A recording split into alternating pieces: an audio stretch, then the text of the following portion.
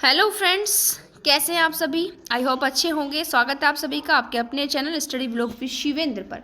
देखिए, हम अपने चैनल के माध्यम से आप लोगों को ऑनरेबल सुप्रीम कोर्ट के और हाई कोर्ट के अलग अलग डिसीजन से अपडेट करते रहते हैं। करंटली किसी भी अगर लीडिंग टॉपिक पर डिसीजन आता है या मामला चल रहा होता है तो हम उस पर तुरंत आपको वीडियो बनाकर देते हैं। तो यदि आप चाहते हैं, आप नहीं चूकना चाहते इस प्रकार की अपडेट से, तो आपको करना होगा हमारे चैनल को सब्सक्राइब। तो प्लीज़ यदि नहीं किया है अभी तक तो सब्सक्राइब करें ताकि हर वीडियो का नोटिफिकेशन आपको मिलता रहे। और प्लीज़ सभी वीडियो को ज़्यादा से ज़्यादा शेयर करें ताकि हर स्टूडेंट, चाहे वो लॉ का हो चाहे अदर फील्ड से हो, उसके लिए हर आम नागरिक ही क्यों ना हो, वो इन सब चीज़ों से अवगत होता रहे, अपडेट होता रहे। क्योंकि ऑनरेबल सुप्रीम कोर्ट के जो डिसीजंस होते हैं, हाई कोर्ट के जो डिसीजंस होते हैं, बहुत से लीगली फैक्ट पर होते हैं जिनकी जानकारी लॉ स्टूडेंट्स को तो होना मैंडेटरी है, साथ ही अदर एक आम व्यक्ति को भी होना बहुत ज़रूरी होता है। देखिए, आज की जो हमारी वीडियो है, आज का जो हमारा ये सेशन है, वो है एक ऐसे मामले पर जो इलाहाबाद हाई कोर्ट के द्वारा दिया हुआ है, मतलब ऑर्डर है, और जिसमें सीधा सा कहा है। क्योंकि आप लोग देखते हैं कि सेक्सुअल रिलेशनशिप को लेकर के बहुत सी चीज़ें, कॉन्सेप्ट हमारे सोसाइटी के अंदर होते रहते हैं। ठीक है, यानी कि एक महिला और एक पुरुष जो है एक लंबे समय तक लिव इन में रहते हैं, साथ रहते हैं। बाद में महिला कहती कि इसने मुझे शादी का झांसा देकर जो है मेरे साथ इसने गलत काम किया है, तो वो रेप का दोषी होगा।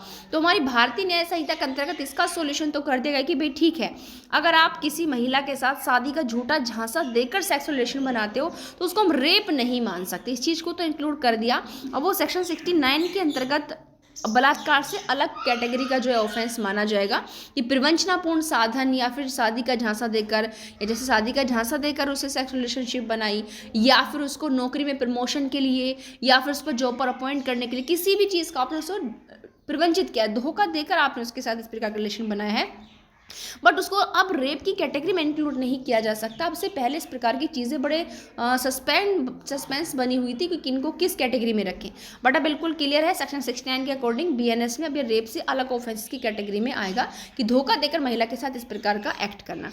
बट अब यहाँ पर एक दूसरा मामला निकलकर सामने ये आया है कि जीजा साली के जो रिलेशन है, ऐसी स्थिति में क्या वो भी रेप की कैटेगरी में आएंगे, नहीं आएंगे, तो क्या चीज़ें होंगे ये देखते हैं इस वीडियो में। लास्ट तक बने रहेगा हमारे साथ।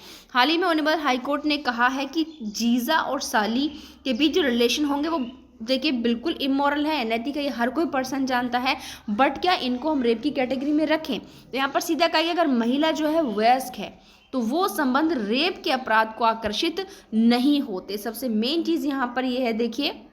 और इस मामले में इलाहाबाद हाई कोर्ट ने एक्यूज्ड को जमानत दे दी है और कहा है कि जिस पर सेक्शन 366, 376 और 506 आईपीसी के तहत मामला दर्ज किया गया था। यानी कि जो जीजा था उस व्यक्ति पर आईपीसी के सेक्शन 366 की, मतलब बहका कर ले जाना शादी करने के लिए, 376 रेप के लिए और 506 जो है धमकी देने के लिए आईपीसी के तहत मामला दर्ज किया गया था। और जिसमें आरोप लगाया गया कि उसने अपनी साली यानी कि पत्नी की बहन को शादी करने का झूठा वादा करके बहला फुसला कर भगा कर ले गया। यानी कि इसके अकॉर्डिंग ठीक है, यानी कि भाई अगर धमकाने के लिए देखें तो 500 जो है, बहला फुसला कर ले गया शादी के लिए तो 366, ठीक है, और बाकी उसके साथ सेक्सुअल रिलेशन बनाए तो उसके लिए 376। अब यहाँ पर जो जीजा था आवेदक, उसने जमानत की मांग करते हुए उसके वकील एडवोकेट ने कहा, और यहाँ पर एकल न्यायाधीश के समक्ष यह तर्क दिया गया एडवोकेट के द्वारा कि उनके जो क्लाइंट हैं उन पर प्रेजेंट मामले में झूठा आरोप लगाया गया। हालांकि कहा कि जो पीड़िता थी, ठीक है, और आवेदक के बीच इलीगल रिलेशन विकसित हो गए थे। जब यह तथ्य सूचक के संज्ञान में आया तो उन्होंने वर्तमान मामले की प्राथमिकी दर्ज कराई, यानी कि उन्होंने एफआईआर कराई।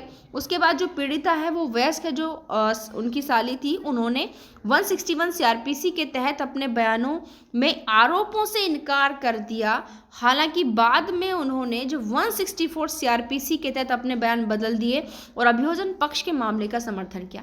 यानी कि 161 जो पुलिस के समक्ष बयान दिए थे उनमें तो उन्होंने क्या किया, आरोपों से इनकार कर दिया कि भाई इन्होंने ज़बरदस्ती या प्रवंचना देके मेरे साथ कुछ नहीं किया है। और बाद में जब 164 मजिस्ट्रेट के समक्ष जब बयान हुए तो उनमें बातें बदल दी। आप लोग ये भी जानते हैं कि यहाँ पर 161 के बयान जो है मान्य नहीं होते, 164 के होंगे। 164 के बयानों में उन्होंने जो है महिला ने, पीड़िता ने अभियोजन पक्ष का ही मामले का समर्थन किया।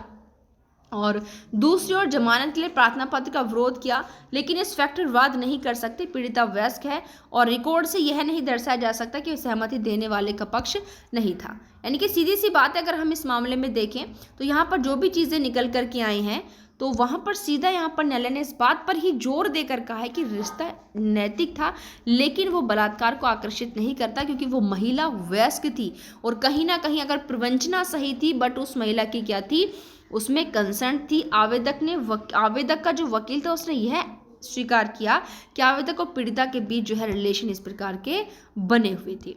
इस पृष्ठभूमि के खिलाफ ये देखते हुए जो आरोपी था उस आरोपी आवेदक को जुलाई 2024 में गिरफ्तार किया गया।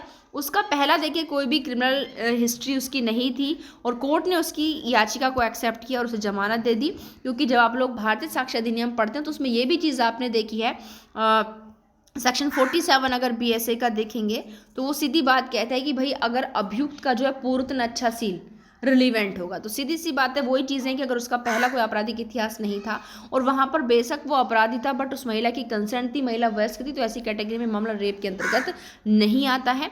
तो अब जो ये मेन चीज़ें यहाँ पर समझाना चाहते थे इस केस के माध्यम से तो आप समझ गए होंगे, तो इसलिए प्लीज़ वीडियो को ज़्यादा से ज़्यादा शेयर करें ताकि हर स्टूडेंट्स या हर एक सामान्य व्यक्ति तक इस वीडियो की इन्फॉर्मेशन पहुँच जाए। Thank you.